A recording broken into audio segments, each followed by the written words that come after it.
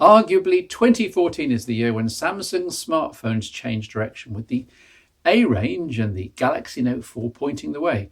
Though it's the new S6 and the S6 Edge here in its black 64GB version that really show where Samsung is heading, into premium territory in terms of design and materials, taking understandable cues from Apple and the iPhone, but in the process making a number of compromises.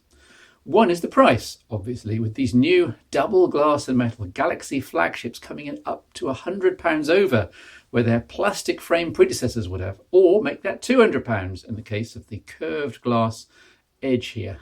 Second is flexibility, with batteries now being sealed, storage being absolute with no micro SD support. And third is durability, no waterproofing, no plastic rim and back to take the knocks, etc. But I don't want to be a curmudgeon. I've proved myself with devices like the iPhone, like some of my Nokia Lumias, on the Nexus 6 and others, that sealed everything isn't a showstopper these days.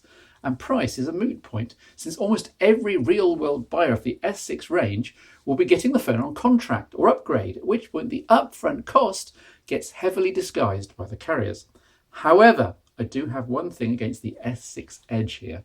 It's the ultimate smartphone, but it could have been better. I think Samsung missed a trick. You see, the S6 Edge feels imbalanced in the hand in terms of front and back faces. You'll remember that when I put the S6 Edge at number 2 in my recent Phone Show Top 5, it was with the huge caveat that the Edge was housed in the rather lovely Samsung official case. Cased, it feels more balanced, but you do lose the point of the glass back, of course. You see, the front is drop dead gorgeous and feels great too, with those curved screen edges that just fall away. Then there's a thin metal rim and then nothing. The back is far less ambitious and essentially flat, leaving your fingers unimpressed. What I'd like to have seen was a polycarbonate back profiled like the front, but in reverse, if you see what I mean. Yes, the S6 Edge would then have been around 2mm thicker, but it would have felt so much more comfortable in the hand, and there would have been room for a much bigger battery, something which is potentially an issue here. And the camera glass wouldn't have had to stick out so obviously.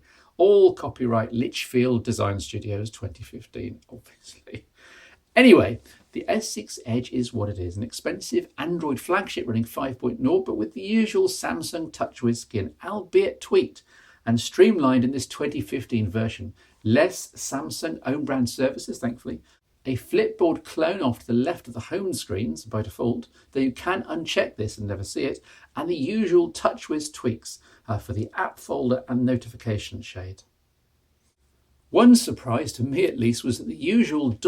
menus had been replaced by the plain English words, more, edit and other appropriate words throughout the interface. This is my first experience of a Samsung TouchWiz on Lollipop out of the box, and I'm guessing it's the new way of doing it.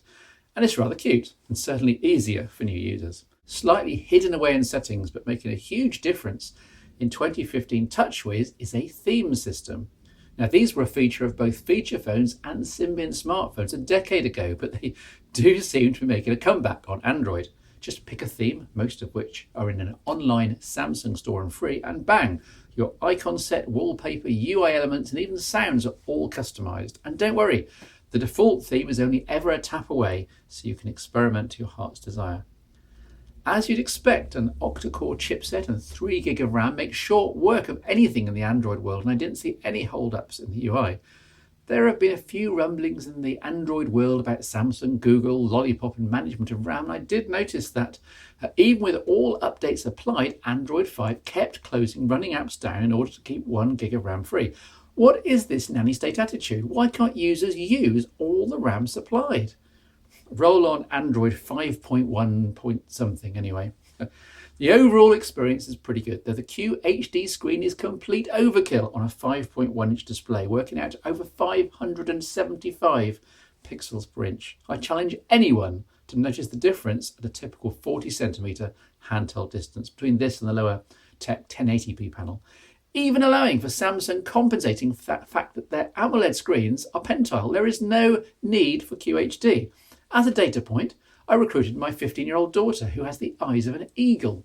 Holding out the app drawers of the Samsung old Galaxy S4 and the new S6 Edge at the same brightness and distance, I asked which screen was crisper. Without hesitation, she picked the old S4. all of which means that you're paying more for those 4 million display pixels and using more processor power to drive them around, which in turn pulls in more battery, and so on. Now, QHD on the 6-inch screen to Nexus 6 is another matter. Most people can just about tell the difference from 1080p, but not on this. Not on the 5.1 and 5.2 inch S6 range. I'm sorry, Samsung, it's engineering for engineering's sake. Happily, the same engineers also came up with a rather terrific camera for the S6. It's Samsung's best ever. It's a development of the superb camera in the Note 4 that I loved. With good OIS, a 1/2.6 inch sensor, f/1.9 optics and phase detection autofocus, allied to a very fast chipset and top-notch image processing, and you have just about the best camera phone in the world. Almost. The LG G4 exists, you see. But don't worry about the difference, since the S6 and S6 Edge run the G4 very, very close, and for most smartphone buyers, this will be the best camera they've ever had on board. See some of these samples as proof. Simply stunning photos in all light conditions. Well, except for my party tests, where there's the usual blurry mess. Why the flipping heck can't we have cameras this good and a proper flash? Not a single weedy LED. Why? Samsung even proved it could do xenon flash in its K-Zoom last year. Gah. Helpfully, Samsung has tied a double press of the home button to launch the camera. This is as fast as long pressing a dedicated shutter button on another device, for example, the Sony Xperias or Nokia Lumias, and uses the same principle in that it works even with the screen locked. Very fast and convenient when in a hurry. Video is likewise excellent with superb use of OIS, though like LG with G4, Samsung hasn't included a facility to grab 8 megapixel stills from 4K video, rather foiling one of the core points about shooting in 4K in the first place. Maybe the frame grab function, which does exist on the Note 4, simply hasn't been adapted yet and will come for the S6 range in an update. Media playback is also great, as you'd expect, with a single iPhone-esque bottom-mounted speaker grill pumping out a decent volume, though not without any real tone or finesse. A little disappointing, given the premium components elsewhere. Here's a demo. This is full volume. Bit of Clapton and Winwood with the classic Little Wing.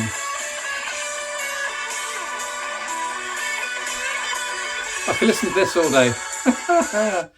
Okay, so there's no replaceable battery here, and 2600 milliamp hours, that's a full 200 smaller than the S5, is barely sufficient if you use the S6 and S6 Edge a lot during the day without any top-ups.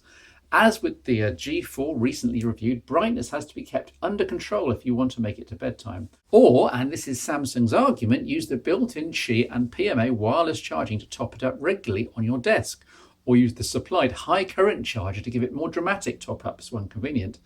I'm going to give Samsung a pass for another reason too. The usual power saving modes, right down to ultra power saving here. Take the interface down to dark monochrome with minimal apps and functions. As an example, with 25% battery left, ultra power saving mode kept my S6 Edge here going for basic mail and telephony for another full 2 24-hour days. So these phones will get you home somehow. There are some hardware innovations, at least in Samsung's world, for the S6 range though. After the usability disaster that was the S5's swipe fingerprint sensing home button, the S6 copies the recent iPhones in having a static sensor, and it works much better. I still had to enter my backup password a couple of times a day for no apparent reason, and you still can't use it to authorise purchases in the Google Play Store iPhone style, but it's all going to happen. I'm sure it'll improve.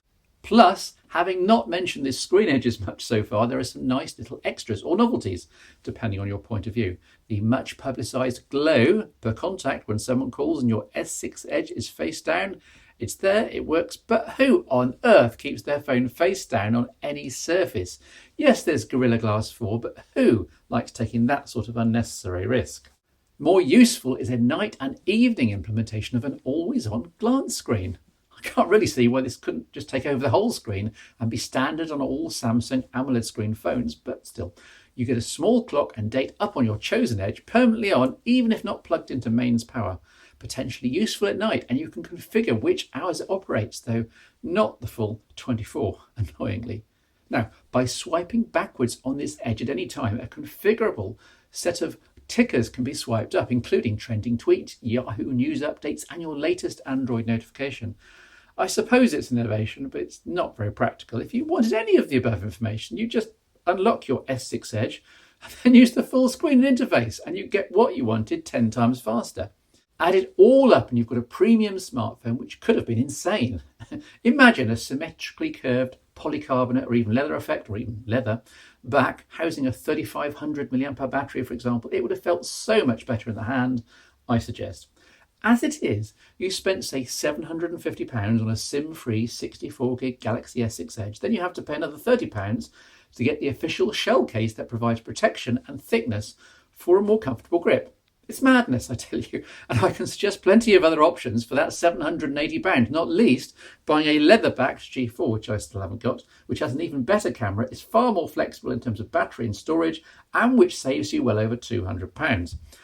If this all sounds a bit negative, then I apologise. This is still quite possibly, with its regular S6 sister device, the second best all-round smartphone in the Android world right now, and it's arguably the most beautiful. So let's finish with a shot or two of the Galaxy S6 Edge doing what it does best: posing.